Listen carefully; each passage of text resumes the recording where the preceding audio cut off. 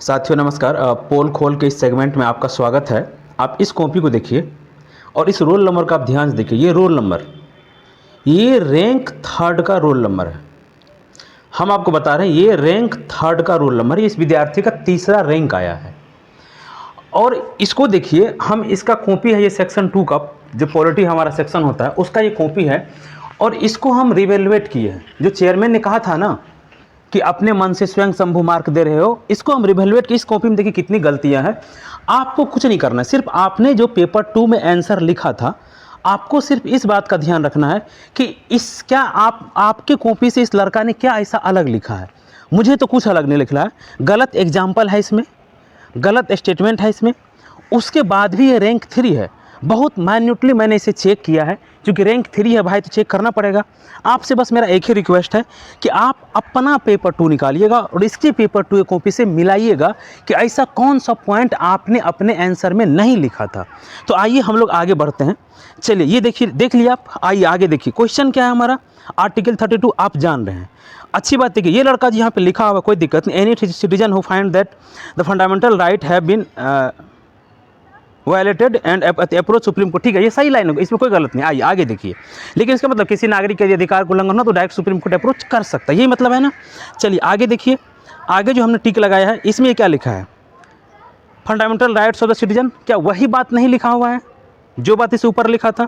क्या ये चौथा पॉइंट पढ़िए जो तीसरा है कि सिटीजन है directly approach to supreme court, क्या ये वही बात नहीं लिखी हुई है जो फर्स्ट लाइन में बात लिखा हुआ था? चलिए आगे देखिए, जो ये निष्कर्ष लिखा है, तो क्या इसमें भी वही, आप कहेंगे निष्कर्ष वही बात होता है, चलिए मान लेते हैं, लेकिन क्या ये रिपीटेड नहीं है क्या?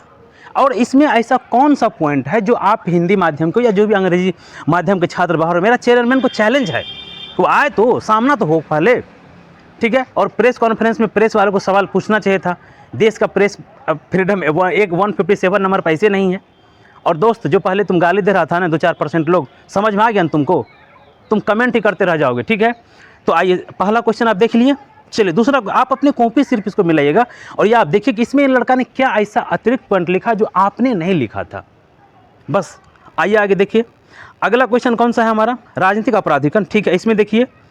और चलिए इसमें हमें ऐसा कोई गलती, ज़्यादा गलती नहीं मिला, लेकिन यहाँ आप देखिए जो इफेक्ट्स, तो वही सेम पॉइंट इसमें हम ये कह रहे हैं कि बताइए ऐसा कौन सा पॉइंट ये अतिरिक्त लिखा है जो आप अपने कॉपी में नहीं लिखे थे, आप नहीं जानते हैं। आप ध्यान से उसको देखिए, वीडियो रोकिए, आराम से ध्यान से देखिए, फिर हमें कमेंट में लिखिए कि नहीं भैया हम ये नहीं लिखे थे। भाई आप ध्यान से देखिए। आइए देखिए, वही पॉइंट यहाँ तीसरा क्वेश्चन देखिए। यहाँ पे भारत में वर्तमान जाति एक सामाजिक घटना नहीं बल्कि यह एक राजनीतिक घटना है। ठीक है, यहाँ पे देखिए इन बिहार, न्यूली बिहार बट, तो यहाँ पे वही आप पढ़िए क्वेश्चन को रोक करके। ऐसा कौन सा अतरंगी चीज़ लिखा? हमने कहा रखिए बहुत घटिया कॉपी नहीं, ठीक ठाक कॉपी है, मीडियम कॉपी है। यदि ये लड़का रैंक 3 लाता है तो फिर हम लोग को मतलब रैंक 1 से भी आगे चला, मतलब रैंक 1 ही तब होना चाहिए था हम लोग का। आगे क्या मतलब रैंक 1 जो था, जो है अभी, ये वो मतलब उसके जगह हम लोग होना चाहिए था कम से कम। आइए, अगर इस कॉपी पे भाई ये लड़का 3rd रैंक लाया है तो जो कुछ कम भाई, तो कम से कम 300 रैंक भी तो आपका आना चाहिए। चलिए आइए देखिए, आपने देख लिया इसमें।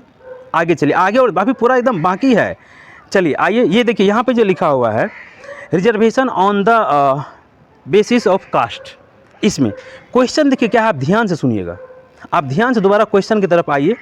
क्वेश्चन क्या कह रहा है ये बताइए। जाति एक सामाजिक घटना, इसमें जो है एजुकेशन की बात कही गई है, सामाजिक घटना और राजनीतिक घटना क्वेश्चन पूछा गया है ना। आइए अब यहाँ पे जो ये एग्जाम्पल ये भाई साहब हमारे दिए हैं, देख भाई मोबाइल तुमको साथ देना पड़ेगा, तुम क्यों नहीं साथ दे रहे हो यार, आओ आइए। तो यहाँ पे देखिए, reservation in the basis of caste, reservation in educational institution and jobs are provide and basis of caste. तो भाई क्या कास्ट के बेसिस पर जॉब एजुकेशन दिया जाना राजनीतिक सामाजिक घटना से कैसे जुड़ रहा है? ये तो हो गया जबरदस्ती और जोड़ना। ये डायरेक्ट एग्जाम्पल फिट नहीं है, लेकिन हम नहीं कह रहे कि 100% गलत है, 100% गलत भी नहीं है, लेकिन डायरेक्ट सही भी नहीं है। तो फिर यदि इस एग्जाम्पल पे इसको इतना नंबर मिला कि 3rd रैंक आ सकता है, तो आप बताइए आप कहाँ गलत थे? आप अपने कॉपी को मिलाइएगा। और चेयरमैन से हम कहते हैं कि चेयरमैन यदि आपको हिम्मत है, आप उस प्रोफेसर से मेरा सामना कराइए। प्रेस कॉन्फ्रेंस में बोले थे ना आप मेरे बारे में कि आप स्वयंभू नंबर दे रहे, सामना कराइए ना भाई आप। या एक कमेटी निष्पक्ष बनाइए ना आप, जो कॉपी को रिवेल्यूट कर सके। अरे ऐसे कैसे जाने दे देंगे भाई? धांधली हुआ है तो डंके की चोट पे कहेंगे धांधली हुआ है। चलिए आगे चलिए। फिर आपने यहाँ पे देख लिया चलिए आगे उसके बाद ये भी लिखा हुआ है कि 2022 कास्ट सेंसर बिहार का आया, और इससे ठीक है। चलिए ये ऐसा हम करती है, क्या आप कास्ट सेंसर आप बिहार वाला नहीं लिखे थे? क्या बिहार जातिगत जनगणना आप अपने आंसर में नहीं लिखे थे दोस्त? या क्या ऐसा? और यूट्यूब पर ये फालतू वाला सब यूट्यूबर जिसको बीपीएससी का सिलेबस ढंग से पता नहीं होगा, ज्ञान देने आ गया है कि क्वेश्चन के डिमांड को समझिए। आप डिमांड नहीं समझ पा रहे हैं। इंग्लिश माध्यम क्यों बाजी मार रहा है? अच्छा, ये बाजी मार रहा है। दोस्त आप मेरे चैनल को सब्सक्राइब कीजिए। रीच कम किया जा रहा है मेरे चैनल का, आपको सपोर्ट में खड़ा होना पड़ेगा, नहीं तो फिर अकेला बंदा कितना लड़ेगा। चलिए आइए आगे आइए, देखिए क्वेश्चन क्या है, कॉलेजियम क्या है, यह आलोचना के केंद्र में क्यों है, अपने विचार व्यक्त कीजिए। ठीक है, यहाँ पे देखिए जो लिखा हुआ है कॉलेजियम, कि collegium system is basically a group of जज हु रिकमेंडेड अपॉइंटमेंट ऑफ जज for high court and supreme court. तो यहाँ पे अपॉइंटमेंट एंड ट्रांसफ़र दोनों कॉलेजियम करता है। हम नहीं कर गलत लिखा, लेकिन अपॉइंटमेंट, तो क्या आप ये नहीं लिखे थे अपने कॉपी में? ये कोई अतरंगी परिभाषा लिखा है? बताइए इसमें आर्टिकल कहाँ है भाई? आप देखिए इसमें क्या, इस क्वेश्चन में आर्टिकल है क्या? सुप्रीम कोर्ट किस आर्टिकल में है? क्या उसके जिक्र थोड़ी बहुत नहीं होना चाहिए था? चलिए नहीं, कोई बात नहीं, लेकिन इस क्या ये आपने कॉलेजियम का परिभाषा नहीं लिखा? क्या फर्स्ट जज केस, सेकंड जज केस, थर्ड जज केस, ये रिलेटेड नहीं है, लेकिन फिर भी दिया तो कोई दिक्कत नहीं। क्या ये आपने नहीं लिखा था अपने कॉपी में? आगे आइए, इन्होंने लिखा कि कॉलेजियम क्रिटिसिज्म ऑफ कॉलेजियम, तो क्या लैक ऑफ ट्रांसपेरेंसी क्या आपकी कॉपी में नहीं था? क्या भाई भतीजावाद लैक ऑफ अकाउंटेबिलिटी आपकी कॉपी में नहीं था? क्या भाई भतीजावाद वाला पॉइंट आप नहीं लिखे थे? और क्या ये जो प्रेजेंटेशन है, ठीक है, तो क्या ये प्रेजेंटेशन आपका नहीं था?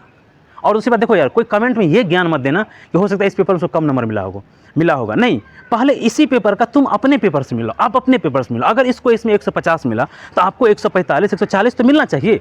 इसका रैंक 3 है तो आपका रैंक कम से कम 300 तो आना चाहिए ना। तो ये लॉजिक मत ठेल देना कि इस पेपर में कम नंबर मिला होगा। चलिए आगे देखिए, अब यहाँ पे लिखा है क्या, वाइड स्केल करप्शन। ये पॉइंट है ना क्रिटिसिज्म ऑफ कॉलेजियम में, वाइड स्केल करप्शन। भाई इस करप्शन पे तो सुप्रीम कोर्ट ने एनसीईआरटी को लताड़ दिया है भाई। कौन एग्जामिनर था यार? कॉलेजियम करप्शन वाले मामले को पता है ना कि एनसीईआरटी में जो लिख दिया सुप्रीम कोर्ट ने क्या क्या किया, कितने लताड़ लगाया, क्या क्या एनसीईआरटी को सजा मिला, टोटल वीडियो हटा दिया। वो एक अलग विषय है, सुप्रीम कोर्ट उस पर अलग डिबेट हो सकता है कि सुप्रीम कोर्ट ने ऐसा क्यों किया। लेकिन करप्शन ये पॉइंट इस पर सुप्रीम, बताइए, दोनों अपोजिट साइड है और रैंक लड़का रैंक 3 है। चलिए कोई दिक्कत नहीं, आगे चलिए आगे। और यही एनजेसी लिखा हुआ है। तो क्या दोस्त आपको एनजेसी नहीं पता था? क्या आप अपने कॉपी में एनजेसी नहीं लिखे थे? तो कहाँ गया फिर नंबर? चलिए आगे आइए, ये कौन सा 30 मार्क खान आंसर लिखा है? और यूट्यूबर सब आ जाता है ज्ञान देने, जिसको बीपीएससी का सिलेबस ढंग से पता नहीं है कि क्वेश्चन का डिमांड बदल रहा है। आइए आगे देखिए, अगला देखिए, अगला क्वेश्चन क्या, 73वें 74वें संशोधन काल के बिहार के जमीनी स्तर पर।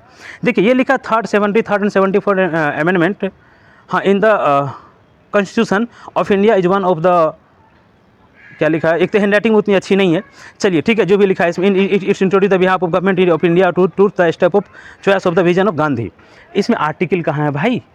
आर्टिकल दूसरे पॉलिटिक आंसर है। आप एक चीज़ ध्यान दीजिएगा, इस पॉलिटिक आंसर में इसका एक भी आर्टिकल कहीं नहीं लिखा है, भाग नहीं लिखा है, किस भाग में है, शेड्यूल सब कुछ नहीं लिखा है। क्या इसमें आर्टिकल नहीं लिखा जाना चाहिए था?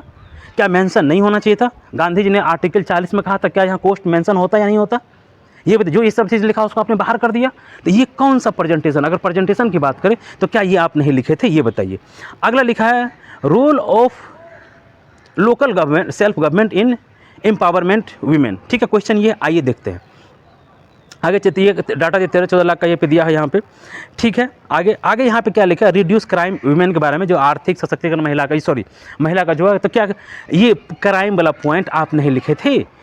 वीमेन इशू आप नहीं लिखे थे? Empowerment of local health of education, health education क्या आप नहीं लिखे थे? ये बताइए, क्या ये पॉइंट आप दोस्त नहीं लिखे थे अपने कॉपी में? ये कौन सा नया पॉइंट लिख दिया है, ये बताइए। चलिए आगे देखिए, यहाँ पे लिखा इकोनॉमिक एम्पावरमेंट, बहुत अच्छी बात है, कोई दिक्कत नहीं है, क्योंकि राजनीतिक और आर्थिक सशक्तिकरण के बारे में पूछा गया है। लेकिन क्या इस क्वेश्चन में आर्टिकल जो हमारा 243 में दिया हुआ है, जो 9 हमारा पार्ट में दिया, क्या उसका जिक्र होना चाहिए, नहीं होना चाहिए था? यदि इसका जिक्र करते से आपको एक नंबर और अधिक मिलता कि नहीं मिलता, ये बताइए। आर्टिकल 40 का जिक्र करते, 243 का जिक्र करते, भाग 9 का जिक्र करते, 9A का जिक्र करते, जो यहाँ पे हमारा 11वीं अनुसूची है, 12वीं अनुसूची, उसका जिक्र करते, होता कि नहीं होता आप बताइए। लेकिन नहीं। चलिए आगे आइए ना, आगे देखिए, ये तो अभी शुरुआत है। आगे आइए, आगे हम लोग बात करते हैं। ये देखिए यहाँ पे एक पॉइंट लिखा है कि इकोनॉमिक एम्पावरमेंट में high enrolment ratio of children in school. तो चिल्ड्रेन इन स्कूल से महिला सशक्तिकरण कैसे हो रहा है, ये बताइए। तो देखिए ये डायरेक्ट लिंक पॉइंट नहीं है, हम गलत भी नहीं कह रहे हैं, ये लेस एग्जाम्पल, इसको हम लोग कहते हैं कमज़ोर एग्जाम्पल। ठीक है, ये हम नहीं कह रहे गलत एग्जाम्पल है, नहीं, ये लेस कमज़ोर एग्जाम्पल, ये डायरेक्ट संबंध नहीं है। लेकिन जब इतने कमज़ोर एग्जाम्पल पे इस तरह का आंसर नंबर दिया जा सकता है तो फिर हम लोग कहाँ पिछड़ गए। तो आए चेयरमैन एक कमेटी बनाए, कॉपी को रीचेक करवाए, हमारा चैलेंज स्वीकार करें। चलिए आगे चलते हैं और क्वेश्चन हम आपको दिखाते हैं। आइए, ये हमारा क्वेश्चन है कि जब केंद्र में सरकार बदलती है, ठीक है, ये वाला क्वेश्चन आप जानते हैं। देखिए आंसर लिखिए, आंसर देखिए क्या लिखा है, governor is the state polity or de jure head.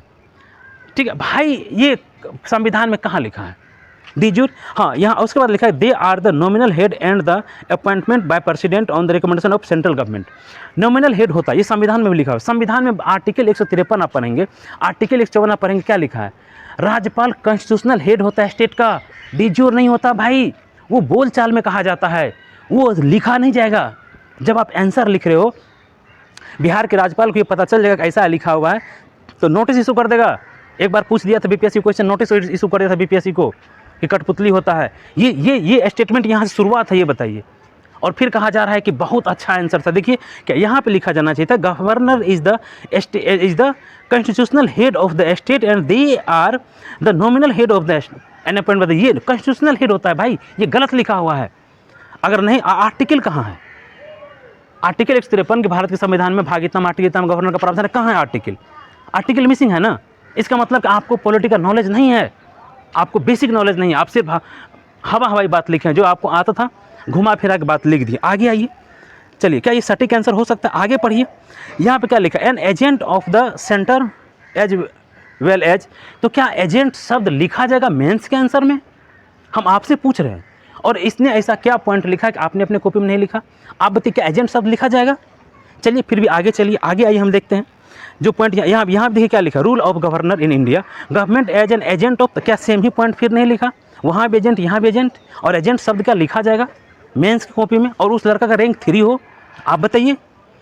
चलिए आगे आइए, आगे देखिए फिर यहाँ पे nominal head of the all the business of state in done under the name of state of governor. ठीक है, और यही पॉइंट यहाँ पे नहीं लिखा हुआ है, क्या पढ़िए तो यहाँ पे जो हम यहाँ पे पॉइंट पढ़े हैं, गवर्नर पॉलिसी बेसिकली यहाँ पे, ठीक है, head and the at the business advise activities of the state order sign under the name of governor. क्या ये नेम ऑफ द गवर्नर जो है पूरा स्टेट का जो भी बिजनेस है, और क्या यही पॉइंट यहाँ पे नहीं लिखा हुआ है? तो क्या दोनों सेम रिपीटेशन पॉइंट नहीं है क्या? ये बताइए, हाँ या नहीं, आप ही बताइए। कॉपी भरा गया है ना सिर्फ इसमें। चलिए आगे देखिए, आगे आप कहिएगा और आगे देखिए, और इसमें हैंड राइटिंग में बहुत 30 मार्क नहीं है दोस्त, कि आप कहिएगा हैंड राइटिंग बहुत, और एक लड़की पहले लिखी थी, बहुत पहले की बात है, कि हैंड राइटिंग पे नंबर दिया होगा। हैंड राइटिंग पे दीदी इतना नंबर नहीं मिलता है, नहीं जानते थोड़ा ज्ञान इकट्ठा करो, ठीक है, और कमेंट में ज्ञान देने मत अगर नहीं जानते हो तो। आइए यहाँ पे फिर देखिए क्या लिखा हुआ है कि governor has the power of recommendation president rule. तो प्रेसिडेंट रूल ठीक है कि गवर्नर के रिकमेंडेशन पर राष्ट्रपति शासन लगता है, लेकिन क्या यहाँ पे आर्टिकल का मेंशन, आर्टिकल 356 का मेंशन होना चाहिए पोस्ट में कि नहीं होना चाहिए? ये आप ही बताइए। और क्या ये आप अपने कॉपी में नहीं लिखे थे पॉलिटी में? आप बताइए, हम आपसे पूछ रहे हैं ईमानदारी पूर्वक। हमने तो सब मेंशन किया था दोस्त, तब आज हम इतना सीने ताने खड़े और परमार को चैलेंज दे रहे हैं कि स्वीकार कीजिए हमारे चैलेंज यदि धांधले नहीं किए हैं तो। आइए देखिए, आपने पढ़ लिया, क्या जिक्र होना चाहिए नहीं होना चाहिए? हमने कहा पॉइंट गलत है, लेकिन इसका मतलब आपको आर्टिकल नहीं मालूम है, इसलिए आपने मेंशन नहीं किया है। चलिए आगे हम लोग देखते हैं। यहाँ देखिए फिर वही बात, governor acting as agent of centre, वही बात, governor implementing the nominal business of the, वही क्या, वही रिपीटिंग बात नहीं है? पर पेज पे बात भाई तुम यही 2 लाइन लिख रहे हो, लिखा है, देखिए कितना बार लिखा है। चलिए आगे देखिए कि पॉलिटिकल वेंडेटा, कि governor playing the role of puppet of the centre in the state. देखिए यहाँ पे एक शब्द लिखा है पपेट, क्या पपेट शब्द यूज किया जाएगा मेंस के आंसर राइटिंग में, और उसको मार्क्स मिलेगा रैंक 3 के लिए? क्या ये तो हम लोग बोलचाल की भाषा में यूज करते भाई, ये पपेट शब्द लिखा जाएगा और उसको आप इतना नंबर देंगे? आप खुद सोचिए। नहीं, जो सीरियसली एस्पिरेंट है, हम आपसे सवाल कर रहे हैं, आप बताइए क्या पपेट लिखा जाएगा? ये लिखा जाएगा मेंस में? यूपीएससी में तो कॉपी को फाड़ के 0 नंबर दे के बैठा के भगा देगा। चलिए आगे देखिए, ये चूँकि रैंक 3 है ना, फिर देखिए यहाँ पे जो लिखा हुआ है, जो example in 2020 in Maharashtra example लिया है, party will be second highest votes, नहीं यहाँ पे खैर सीट्स होना चाहिए था, was called off for the government, supreme court rejected at the call for floor test. ये आंसर लिखा है, ये एग्जाम्पल गलत है दोस्त। इसमें कुछ है कि विवेकाधीन शक्ति, राज्यपाल के पास विवेकाधीन शक्ति होता है। लेकिन आप महाराष्ट्र वाले घटना को याद कीजिए 2020 में, जब देवेंद्र फडणवीस मुख्यमंत्री बने थे तो अजित पवार उसको समर्थन दिया था, लेकिन 3 या 4 दिन बाद अजित पवार ने रिजाइन दे दिया था वहाँ, तो देवेंद्र फडणवीस को रिजाइन देना पड़ा था। सुप्रीम कोर्ट जो मामला गया था, जब शिवसेना उद्धव ठाकरे का पार्टी टूटा था, मामला वो सुप्रीम कोर्ट गया था, और उसके बाद क्या कहते हैं, उद्धव ठाकरे ने भी रिजाइन दे दिया था, फ्लोर टेस्ट का सामना वो भी नहीं किया था। ये तो एग्जाम्पल ही गलत है भाई, आप जाके पढ़ लीजिए कैसे गलत एग्जाम्पल नंबर मिल सकता है। वो मामला सुप्रीम कोर्ट गया ही नहीं था, सुप्रीम कोर्ट जाने से पहले जो है वो रिजाइन दे दिया था कि नहीं दिया था। ये हाँ, राज्यपाल के ऊपर टिप्पणी कर दी, सुप्रीम कोर्ट में सुनवाई हुई थी, इस तरह की बातें। वो टिप्पणी भगत सिंह कोश्यारी उसमें वहाँ के राज्यपाल थे, कुछ टिप्पणी राज्यपाल पे किए थे, जब राज्यपाल वाला केस का ये स्टेट का वहाँ पे चला था तो महाराष्ट्र एग्जाम्पल दिया गया था, लेकिन ये पर्टिकुलर तो नहीं था। चलिए आगे चलिए, आप देख लीजिए इस एग्जाम्पल को। आगे हम और देखते हैं, और हम कह रहे हैं कि इसको आप पढ़िए ना, कि जो डिक्शनरी पावर है राज्यपाल का और जो गवर्नर के नाम से जो काम कर, क्या इसमें क्या ये पॉइंट आप नहीं लिखे थे अपने कॉपी में? ऐसा इसमें लड़का ने प्रेजेंटेशन क्या दे दिया, या क्या किस तरह का लिखा है, या कहीं इसमें देखिए कहीं फ्लो चार्ट डायग्राम आपको नहीं मिलेगा इस आंसर में। ध्यान ये भी देखिए, कहीं आपको फ्लो चार्ट डायग्राम नहीं मिलेगा, आप ऊपर भी नहीं देखे होंगे ना, आपको इधर मिलेगा। आइए आगे देखिए, आगे जो यहाँ पे लिखा हुआ है क्या, इम्प्लीमेंट ऑफ प्रेसिडेंट रूल, वही बात लिखा हुआ क्या है ना, इम्पोजिशन ऑफ प्रेसिडेंट रूल, वही बात लिखा। क्या दो शब्द ऊपर भी तो यही बात लिखा था ना, और 2 नीचे भी यही लिखा, और यहाँ भी आर्टिकल नहीं दिया हुआ है क्या, वही बात सेम नहीं लिखा हुआ है कि governor and recommendation imposition of the president rule instated on the our dissentment, क्या लिखा है यार, असेसमेंट। तो क्या यही पॉइंट ऊपर नहीं लिखा था क्या? ये रिपीटेशन नहीं है पॉइंट का, आप बताइए। तो चलिए आगे देखिए, आप ध्यान से पूरा कॉपी देखेगा तब समझ में आएगा। आगे चलिए, अगला देखिए, पूरा कॉपी हमें एनालिसिस किया है। यहाँ पे देखिए, यहाँ पे क्या लिखा है, मेजोरिटी। तो यहाँ पे भाई आर्टिकल कहाँ है यार, आर्टिकल सब गायब है ना। जो हमारा यहाँ पे लिखा है कि जो पार्टी मेजोरिटी में होता है उसको सीएम बनाने के लिए, मेजोरिटी वाले लिखा है ना कि him to prove majority pour to CM, यहाँ पे लिखा है ना person CM as allow to the. तो आर्टिकल कहाँ है? 163 164 में यही बात लिखा गया है ना, कहाँ है आर्टिकल ये बताइए। Governor can also dissolve the autonomous council to 6 schedule, ठीक है। तो यहाँ पे चलिए अगला देखिए, तो ये ठीक है 6 शेड्यूल यहाँ पे लिखा, लेकिन आर्टिकल कहाँ है? फिर यहाँ पे देखिए, जो यहाँ पे क्या लिखा, पुंछी आयोग और सरकारी आयोग। तो क्या पुंछी आयोग के बारे में आप नहीं जानते हैं क्या? सरकारी आयोग आप नहीं जानते हैं क्या? आप इस भाई कोई जो बच्चा तैयारी करना शुरू किया ना, जिसको भी पता है। और सरकारी आयोग का इसमें लिखा 1983, पुंछी आयोग का इसमें भाई को पता नहीं था, 2006 में बना था पुंछी आयोग, हमने ये सब भी लिखा था। आइए कि अभी हम ये कह रहे हैं कि आप देखिएगा ऐसा क्या अतरंग ये लिखा अपने क्वेश्चन में कि आपने अपने कॉपी में नहीं लिखा। आगे चलिए देख लीजिए, आप कहीं आर्टिकल नहीं है। फिर अगला क्वेश्चन है क्या, ये लैंग्वेज वाला, भाषा संप्रेषण वाला। तो इसमें तो आर्टिकल को जगह नहीं था, हमने इसको हमने एवेल्यूएट नहीं किया, हमें लगा चलो ये अलग तरह का क्वेश्चन है। तो चलिए इसको भी आप रोक करके पढ़ सकते हैं, मिला सकते हैं, आंसर को देख सकते हैं, ठीक है। चलिए आगे चलिए, अगला क्वेश्चन कौन सा है, आइए आप रोक के लेकिन पढ़ सकते हैं, बहुत अच्छा आंसर नहीं है, एवरेज आंसर है।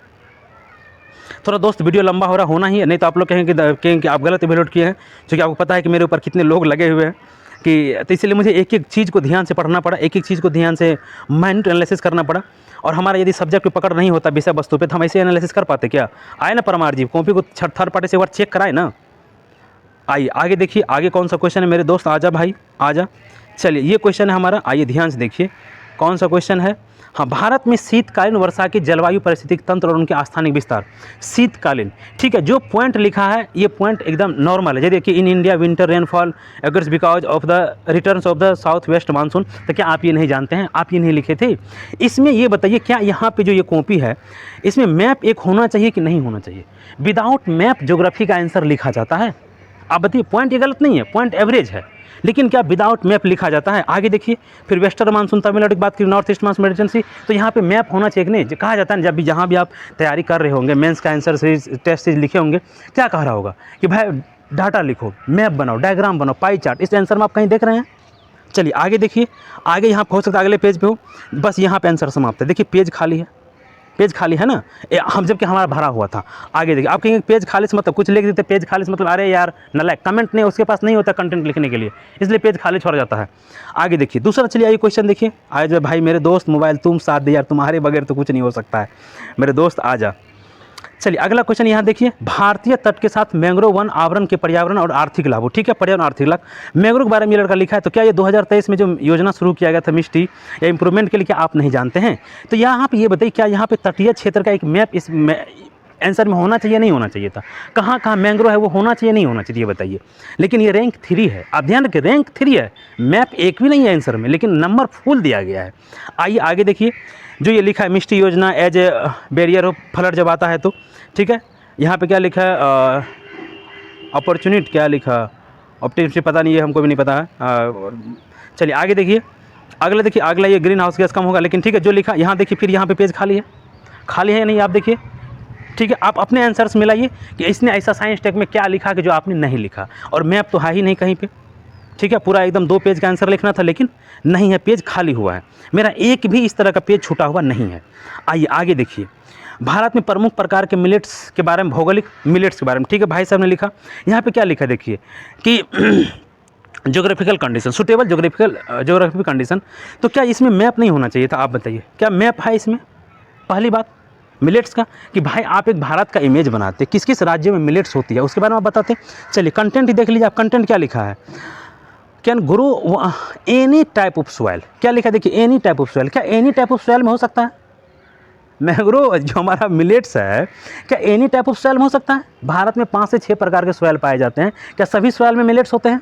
हिमालय भी हमारा एक सॉइल है ना, हिमालय जो हमारा हिमालयन स्टेट है, वो सॉइल क्या मिलेट्स होता है? आप बताइए, क्या तमिलनाडु में मिलेट्स होता है, उधर कोस्टल इलाका में, या जो हमारा अलग अलग है, क्या होता है मिलेट्स?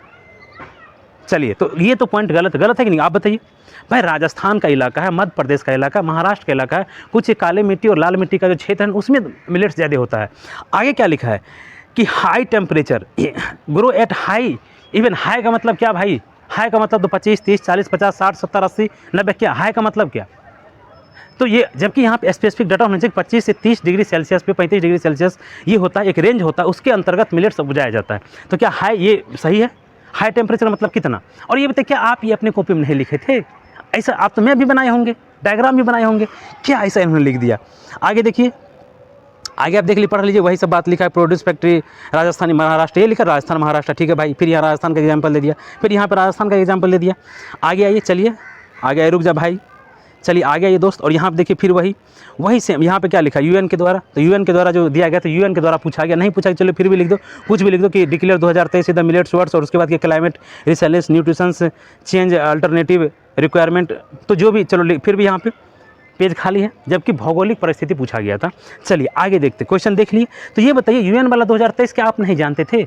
कौन ऐसा नया बात ये लिखा? हम ये कह रहे हैं कि यूट्यूब पर जाके कुछ लोग भाषण देते रहते हैं कि क्वेश्चन का डिमांड बदल गया, आप समझिए। आइए आगे देखिए दोस्त, हमारा क्वेश्चन क्या, मखाना के बारे में क्वेश्चन पूछा, मखाना खेती के उपयुक्त परिस्थिति के बारे में बात कीजिए। तो दोस्त मेरा सबसे पहले आप ये बताइए, इस पेज पे क्या एक बिहार का मैप नहीं होना चाहिए? आप बताइए, मखाना के बारे में या इंडिया का मैप हो कि उसमें बिहार को दर्शाना चाहिए कि नहीं दर्शाना चाहिए, आप ही बताइए।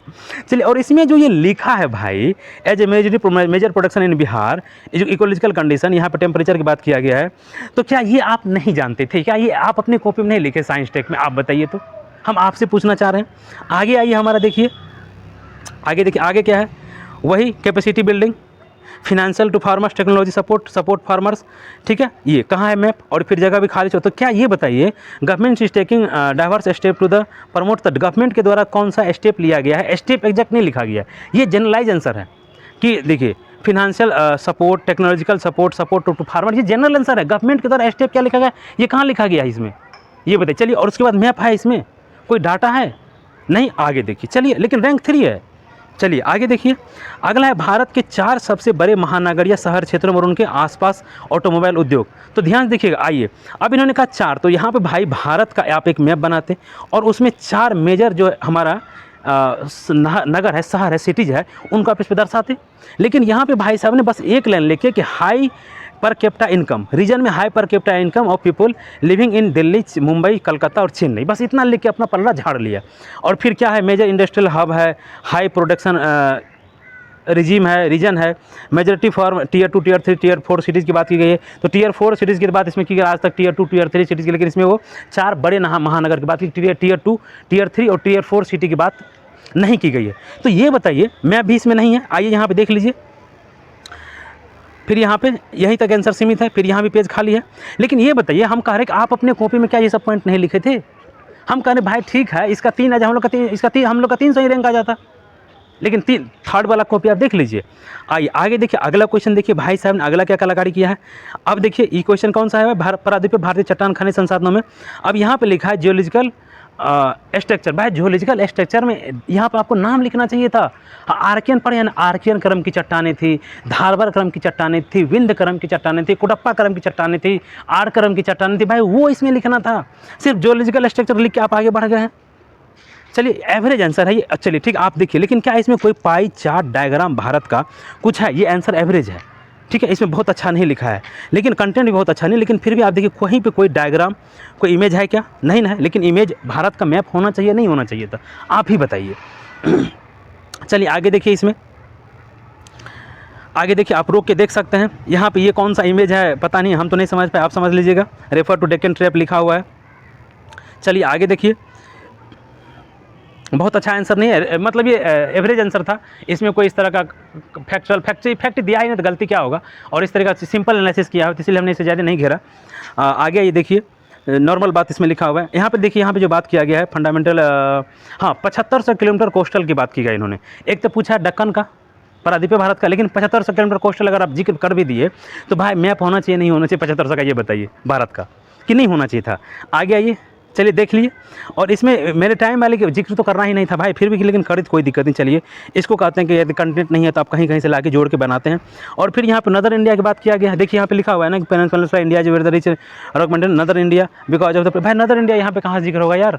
चलो ठीक है, फिर यहाँ देखो कौन सा छोटा सा मैप बना, इसमें क्या लिखा है आप खुद समझ लो। आप देख लिए साइंस टेक का क्या हाल था, सॉरी ज्योग्राफी का क्या हाल था। आगे चलिए हम लोग साइंस टेक में चलते हैं। अब एवरेज आंसर था, मैप देखिए कहीं से डायग्राम नहीं था। ये भारत में सौर ऊर्जा उत्पादन के पारिस्थितिक और आर्थिक लाभ, दो है पारिस्थितिक और आर्थिक लाभ सौर ऊर्जा का। तो आगे देखिए यहाँ पे क्या लिखा है, which is situated in the tropics. India के बारे में, इंडिया जो है हमारा नदर्न हेमिस्फीयर में लिखेंगे या ट्रॉपिकल रीजन यहाँ पे लिखा जाएगा। सही शब्द होगा ट्रॉपिकल रीजन। लेकिन चलिए कोई बात नहीं, हम नहीं मानते, गलत चलता है, इतना छोटी मोटी बातें चल जाती, कोई दिक्कत नहीं। लेकिन जब ये कॉपी चल गया तो फिर हम लोग कहाँ थे? आप मिलाइए अपनी कॉपी से। आगे चलिए, आगे देखिए सौर ऊर्जा पे आंसर लिखा हुआ है। आगे देखिए, जो हमारा सौर ऊर्जा का जो भारत सरकार का INDC का लक्ष्य है उसके विषय में ये आगे चल के लिखा हुआ है। ये देखिए, ये एनर्जी का यहाँ पे बात किया गया, रिन्यूएबल एनर्जी में कौन कौन सा आता है, डाटा भाई साहब ने पूरा यहाँ पे दिया हुआ है। अच्छी बात है, कोई दिक्कत नहीं है। चलिए यहाँ पे 500 गीगावाट जो हमारा है, 2070 तक हमारा नेट जीरो है, और यहाँ पे 500 गीगावाट क्या हमारा 2050 है या 2030 है? अब ये फैक्चुअल गलती है कि नहीं, आप बताइए। 500 गीगावाट 2000 जो हमारा NDC है, नेशनल डिटरमाइंड कंट्रीब्यूशन, तो वो हमारा जो 500 गीगावाट 2030 है या 2050? 2030 है वो। चलिए ये गलती है। आगे देखिए, इकोलॉजिकल बेनिफिट्स की यहाँ पे बात किया गया, लिखा हुआ भाई साहब ने, और इसमें भी आपको कुछ नहीं मिलेगा, ठीक है। आगे चलिए, फिर इकोनॉमिकल बेनिफिट्स के बारे में यहाँ बात किएगा, जॉब की बात की गई, ये सिंपल आंसर था। हम कह रहे हैं कि इसमें बताइए जो जॉब क्रिएशन आप लिखे हैं, ठीक है, अच्छी बात है। इन्वेस्टमेंट के बारे में बात किया गया, इसमें और अच्छा पॉइंट आ सकता था कि यहाँ पे लॉस पर यूनिट की बात की गई। तो क्या आपने अपने कॉपी में ये आंसर नहीं लिखा था क्या? ये ऐसा क्या आंसर लिख दिया, और ऐसा कौन सा प्रेजेंटेशन इसमें बहुत शानदार है कि एग्जामिनर मोहित हो गया, सम्मोहित हो गया? आगे आइए, चलिए आगे देखते हैं, हम लोग बात करते हैं आगे में। आप बने रहिएगा, पूरा वीडियो आप देखिएगा तभी आपको समझ में आएगा। आप देख लीजिए, ग्रीन आप देख लिए ना। चलिए आगे हम लोग देखते हैं, बात करते हैं। चलिए ठीक है, वे फॉरवर्ड की यहाँ पे बात किया गया। चलिए आगे हमारा आइए, क्वेश्चन क्या है यहाँ पे, व्याख्या कीजिए कि विज्ञान प्रौद्योगिकी कृषि के क्षेत्र में। अभी थी विज्ञान प्रौद्योगिकी और कृषि के क्षेत्र में जो साइंस टेक का सवाल पूछा गया था, एग्रीकल्चर प्रोडक्शन, क्या लिखा है, जीन एडिटिंग टेक्नोलॉजी, केस 9। भाई ये सब तो अलग चीज़ है। और ये बताइए, ये तो और क्या, ये BT कॉटन या BT ब्रिंजल आप नहीं लिखे थे, जबकि यहाँ पे बात दूसरी दिशा में लिखा जाएगा, हेर्बिसाइड पेस्टिसाइड बीज की बात की जाएगी इस तरीक़ा से। लेकिन चलिए ठीक है, हम मानते हैं। तो क्या ये आप अपनी कॉपी में नहीं लिखे थे? कौन सा ऐसा प्रेजेंटेशन, इसको एक्सप्लेन करना चाहिए, एक को दो लाइन में नहीं करना चाहिए, तब न हुआ। आप सिर्फ यहाँ पे लिख के आगे बढ़ गए, इसको कहते हैं कंटेंट की कमी, या आप टाइम मैनेजमेंट आप नहीं कर पाए। आगे देखिए, तो क्या ये आप अपने कॉपी में नहीं लिखे थे? चलिए ठीक, आगे देखिए, यहाँ पे बस यहाँ तक लिख के छोड़ दिया है। जो यहाँ पे कह रहा है भारत में, तो क्या इसमें मैप या डायग्राम नहीं होना चाहिए था? व्याख्या कीजिए विज्ञान प्रौद्योगिकी किस प्रकार उत्पादन करते होना चाहिए, नहीं होना चाहिए, बताइए कोई। चलिए आगे देखिए, तो कौन सा इसमें ऐसा आंसर लिखा है, और पेज भी यहाँ पे छोड़ा हुआ है। चलिए यहाँ पे पेज छोड़ा हुआ है। आगे चलिए, आगे हमारा देखिए, अगला हमारा कौन सा आंसर है, साइबर क्राइम क्या है, विभिन्न प्रकार के, ठीक है। जिन्होंने साइबर क्राइम लिखा विभिन्न प्रकार के यहाँ पे, तो क्या ये आप अपने कॉपी में नहीं लिखे थे? कौन ऐसा प्रेजेंटेशन है बताइए कि जो आप अपने कॉपी में कि cyber crime can be defined as a criminal activity in the digital sphere, तो क्या आप ये नहीं लिखे थे? या कौन सा ये अतरंगी आंसर लिखा, आप ये बताइए। चलिए आगे देखिए, अगला हम लोग देखते हैं यहाँ पे, तो ऐसा कौन सा बात इसमें जो लिखा गया जो आप नहीं लिखे थे, ये बताइए। कोई डाटा उटा भी नहीं दिया हुआ, और यहाँ पे क्या लिखा ये बताइए, use of the technology, quaternary blockchain technology, तो क्या ये आप नहीं लिखे थे? और आगे देखिए, इसको एक्सप्लेन करना था और इन्होंने एक्सप्लेन नहीं किया। उसके बाद यहाँ पे क्या लिखा हुआ है क्वेश्चन में, देखिए कि कैसे प्रौद्योगिकी ऐसे अपराधों को कम करने में मदद कर रही है, तो नहीं है। ठीक है, फिर देखिए यहाँ पे पेज यहाँ पे खाली 3-4 पॉइंट और आता। चलिए आगे देखिए, यहाँ तो ये तो आंसर ही छोड़ दिया है, ये लिखा ही नहीं है। ये देखिए पूरा पेज खाली, क्वेश्चन छोड़ दिया कि नहीं छोड़ा, आप देखिए, आप खुद देखिए यहाँ पे 8 नंबर का या 7 नंबर का क्वेश्चन जो है छूटा, 6 नंबर का क्वेश्चन छूटा हुआ है। आप यहाँ पे देखिए, ये पहला क्वेश्चन छूटा हुआ है, ये दूसरा क्वेश्चन देखिए ये भी छूटा हुआ है, कंप्लीट छूटा हुआ है कि नहीं छूटा, ये बताइए। चलिए आगे देखिए, आगे आइए, अगला कौन सा हमारा देखिए छूटा हुआ है, आंसर ही छूटा हुआ है। आए चेयरमैन भाषण दे। फिर एसटीएम की बात की गई है। एसटीएम शिक्षा में ये बताइए, एसटीएम शिक्षा में एमए मैथमेटिक्स होता है कि एमए मैनेजमेंट होता है? ये गलत लिखा है कि नहीं लिखा है? एसटीएम में एम में हम ये जो लिखा है मैनेजमेंट, ये क्या होता है? ये मैथमेटिक्स होता है। ये गलत लिखा है ना। फिर ये बताइए, स्किल डेवलपमेंट मीट द, ये हमारा जो है कंट्रीब्यूशन ऑफ द इकोनॉमिक, तो ये एआई, तो ये इसमें क्या ऐसा लिखा है कि जो आप अपने आंसर में नहीं लिखे थे? हम आपसे पूछ रहे, साइंस टेक में आप नहीं लिखे थे। चलिए आइए देखिए, इसको भी देखते हैं। आगे देखिए, बस आगे एक पॉइंट, पूरा का पूरा पेज खाली, तो एक पेज में ये आंसर लिखा गया है, तो इसका वो क्या करेंगे? लगभग तीसरा क्वेश्चन छोटा हुआ है, 2 ऊपर आपने देख लिया, ये लगभग तीसरा क्वेश्चन छोटा हुआ है। आगे देखिए, आगे देखिए, आगे ये देखिए, ये लिखिए क्या? ड्रोन तकनीक। ड्रोन तकनीक वही वाला बात है। अच्छा ये बताइए, अर्बन, यहाँ पे क्वेश्चन पूछा था क्या? नेशनल सिक्योरिटी में ड्रोन तकनीक। ध्यान दीजिएगा, नेशनल सिक्योरिटी में ड्रोन तकनीक, ये स्मॉल, ये छोटा क्वेश्चन है। ठीक है, ये बड़ा क्वेश्चन। यहाँ पे क्या लिखा है? Land mapping. लैंड मैपिंग में ये ड्रोन टेक्नोलॉजी राष्ट्रीय सुरक्षा कैसे जुड़ता है, जरा आप हमको समझा दीजिए। तो दूसरा यहाँ पे लिखा हुआ है कि डिजिटल ऑफ लैंड रिकॉर्ड, ये कैसे जुड़ता है इससे? नेशनल सिक्योरिटी, ड्रोन और लैंड रिकॉर्ड कैसे जुड़ता है? अर्बन प्लानिंग, अर्बन प्लानिंग हम ड्रोन से करेंगे और कैसे जुड़ेगा ये नेशनल सिक्योरिटी से? जैसे वो एक क्वेश्चन था पता लड़का पास सेकंड किया कि ड्रोन दीदी नेशनल सिक्योरिटी का एग्जांपल दिया था, क्या ये नेशनल सिक्योरिटी का एग्जांपल है भाई? Surveillance, distribution, north east insurgency, क्या कहते हैं उसको, आतंकवादियों को ट्रैकिंग करना, ये सब इसमें लिखा जाएगा कि लिखा जाएगा अर्बन प्लानिंग, लैंड मैपिंग? आप ही बताइए, आप ही बताइए, हम पूछ रहे हैं। ये डिजास्टर मैनेजमेंट, क्या डिजास्टर मैनेजमेंट राष्ट्रीय सुरक्षा ड्रोन में आएगा? बिहार में डिजास्टर मैनेजमेंट हो गया, वहाँ पे हम ड्रोन से कुछ यूज भी किया, क्या ये नेशनल सिक्योरिटी का मुद्दा हो गया? आप बताइए मतलब क्या चल रहा है भाई? Delivery service. आगे देखिए, आगे क्या लिखा है भाई? भाई ने पेज पूरा छोड़ दिया है, भाई ने पूरा पेज छोड़ दिया, आप देख लीजिए, देख लीजिए। आगे चलिए, आगे आइए। अब कहा था इंग्लिश माध्यम को बहुत नंबर मिला है, देखिए क्या हाल चाल है।